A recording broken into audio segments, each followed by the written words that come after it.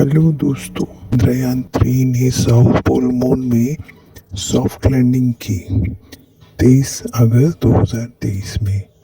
इसी तरह नासा भी इस साल अपना ऑर्टिमस प्रोग्राम शुरू करेगा, जिसके तहत वो महिला अंतरिक्ष यात्री को चांद पे भेजेगा और जरूरी उपकरण चांद पर भेजेगा और पूरा प्रयास करेगा वहाँ एक गेटवे बनाने का। तो प्रश्न उठता है, पूरी दुनिया चंद्रमा पर सफलतापूर्वक पहुंचने और रिसर्च करने में लगी है, आखिर क्यों? रूस, अमेरिका, चीन, जापान, पूरी दुनिया ने जैसे चांद पर निगाहें गड़ा रखी हैं। हर कोई चांद पर पहुंचना चाहता है, वहां अपना बेस कैंप स्थापित करना चाहता है। जिसी पर बात करते हैं, 1959 में नील आर्मस्ट्रॉन्ग अपोलो अंतरिक्ष यात्री के पैरों के निशान अभी भी दिखते हैं, ऐसा कहा जाता है। इसकी मूल वजह चंद्रमा पर वातावरण का ना होना है, जिसकी वजह से वहाँ आंधी तूफान नहीं चलते और इरोजन जैसी कोई प्रक्रिया नहीं होती।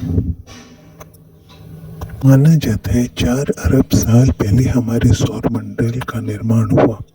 तब तमाम एस्ट्रॉयड और उल्कापिंडों की सभी ग्रहों और उपग्रहों पर बारिश हो रही थी, जिससे सभी आंखें ग्रह और क्रेटर्स का भी निर्माण हुआ। इसी की तरह पृथ्वी पर पानी पर माइक्रो ऑर्गेनिज्म भी आए, जिससे पृथ्वी पर जीवन का विकास हुआ। वातावरण के विकास के फलस्वरूप और इरोजन जैसी विभिन्न प्रक्रियाओं के स्वरूप विभिन्न भू आकृतियां पृथ्वी पर बनी और मिट गई।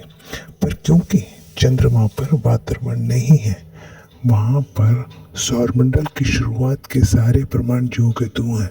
तो पहली वजह चंद्रमा पर जाने की यही है कि चांद की सतह का अध्ययन कर पाने के कारण सौरमंडल की उत्पत्ति के बारे में और पता चल पाएगा।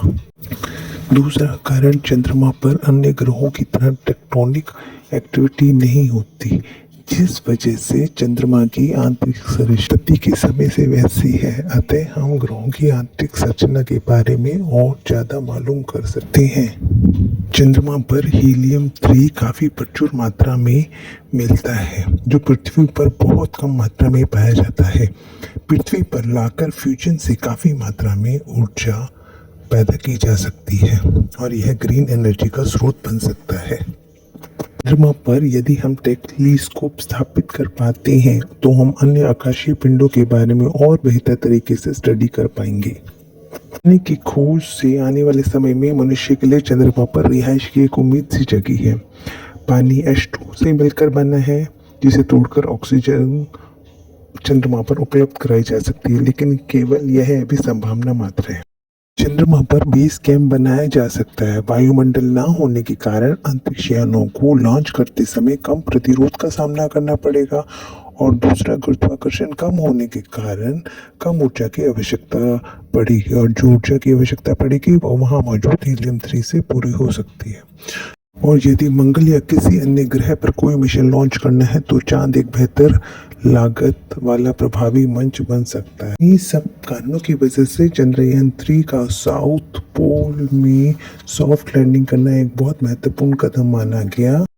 तो दोस्तों, आज हमने बात की चांद पर जाने के कारणों की। नए वीडियो के साथ नई जानकारी लेकर